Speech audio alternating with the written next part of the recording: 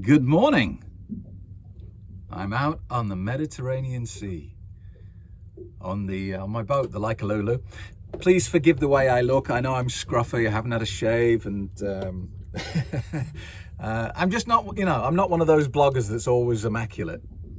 I have a friend. She's a YouTuber. She has 500,000 subscribers. She's doing very well for herself, but she spends 2 hours getting ready to make each video. She's always perfect. That's just not me, I'm afraid. I'm a rough and ready blogger, and I'm sorry about that. It's just who I am.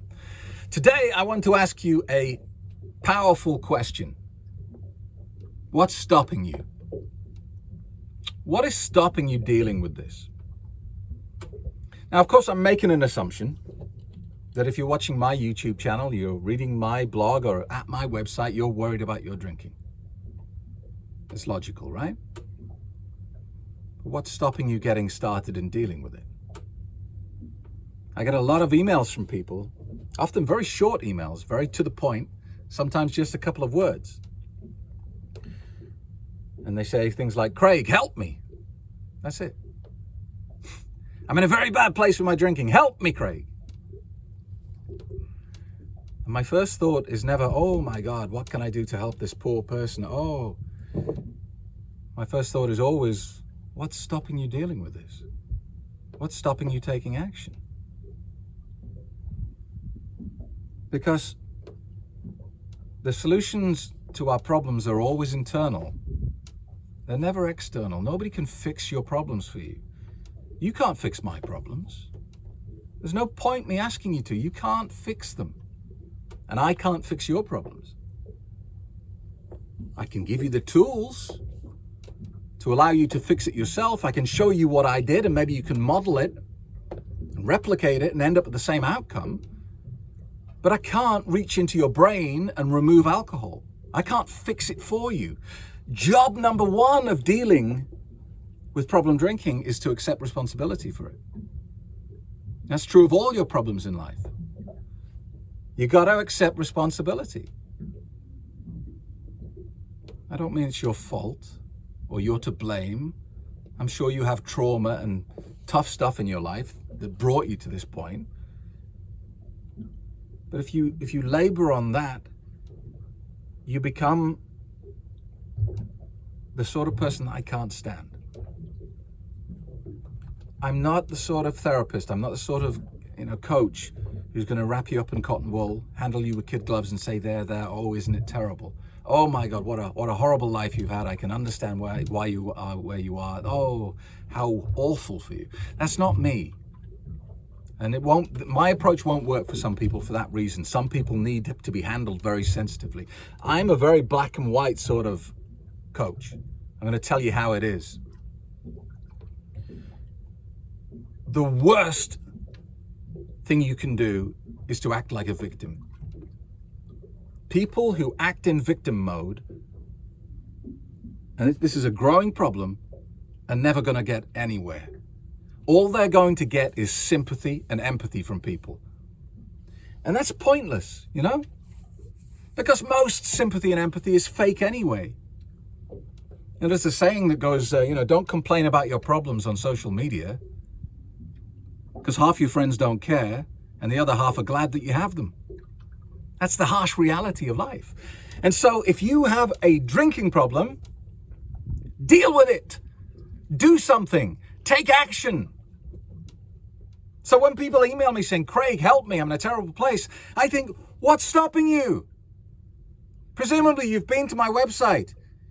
You've seen what I have to say. You've seen 1,000 people who have been willing to put their name publicly to endorse the process.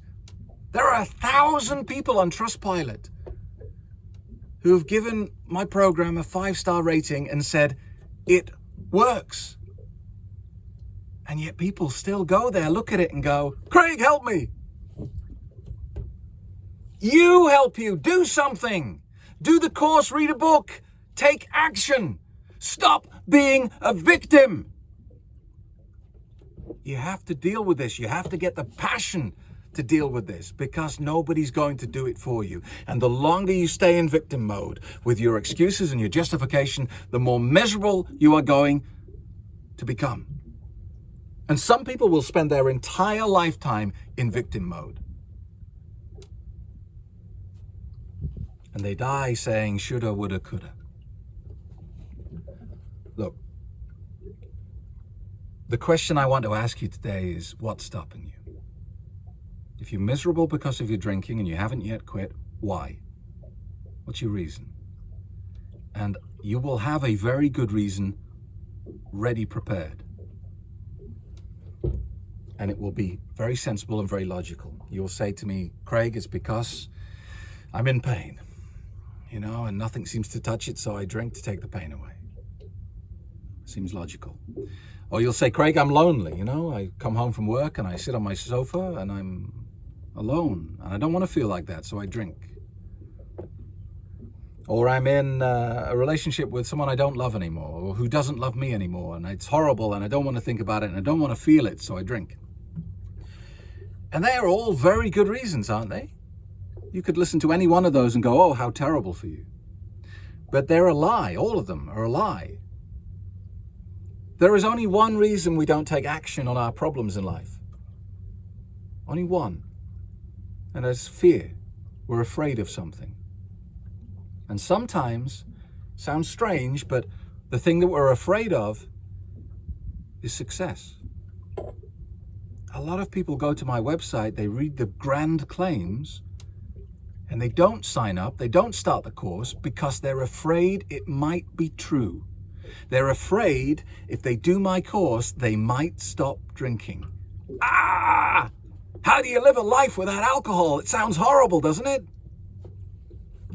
And I get it, because I used to think like that. For a decade of my life, I thought, don't you dare take alcohol off me. It's the best thing. It's the only thing I've got. Everything else is miserable. I pay bills. I go to work. I do this. I do that.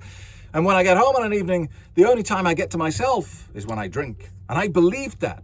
Couldn't imagine a life without alcohol.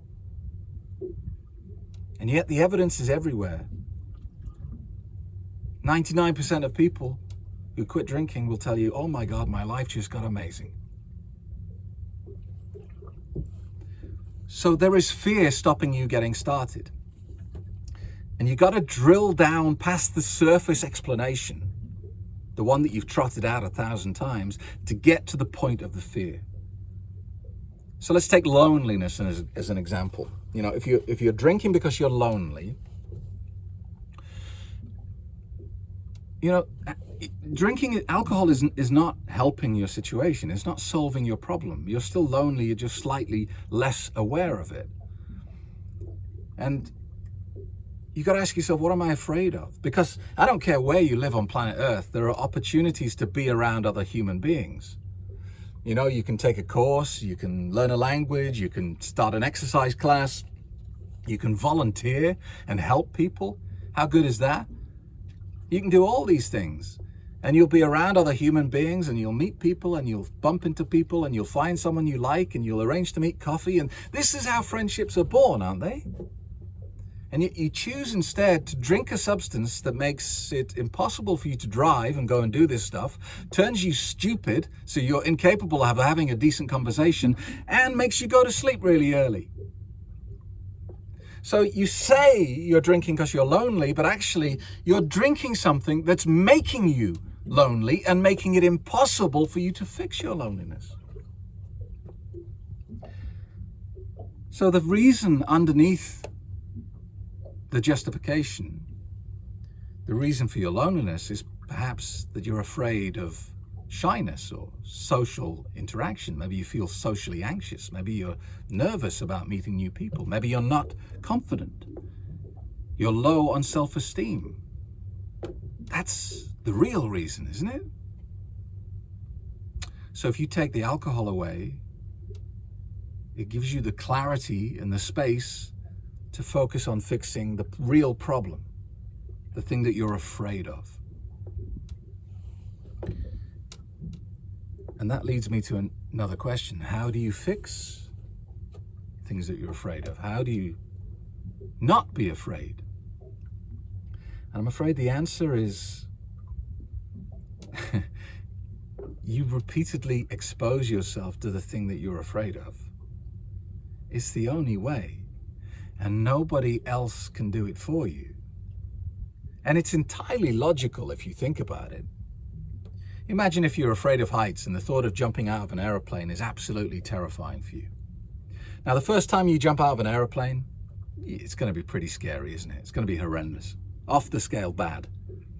Second time will probably be pretty bad as well. Third time, fifth time, 10th time, maybe even 10th time, you're going to be scared.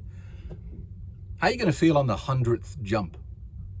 Do you still think you're going to be trembling, shaking with fear, screaming? Or do you think you're going to be a little bit blasé about it? It's true, isn't it? Even if it's the most torturously scary, horrible thing in the world, if you do it enough, you'll get to the point where you're blasé about it. And so, you have to remove the bullshit, which is the surface layer. Our drinking is coated with bullshit. You remove that, and you find the real reason. And then underneath that is the fear that drives the real reason. So if you take away the alcohol, it gives you the clarity and the space to address what you're afraid of. But job number one in dealing with problem drinking is to take responsibility. To accept it is your job to fix this problem, nobody else's.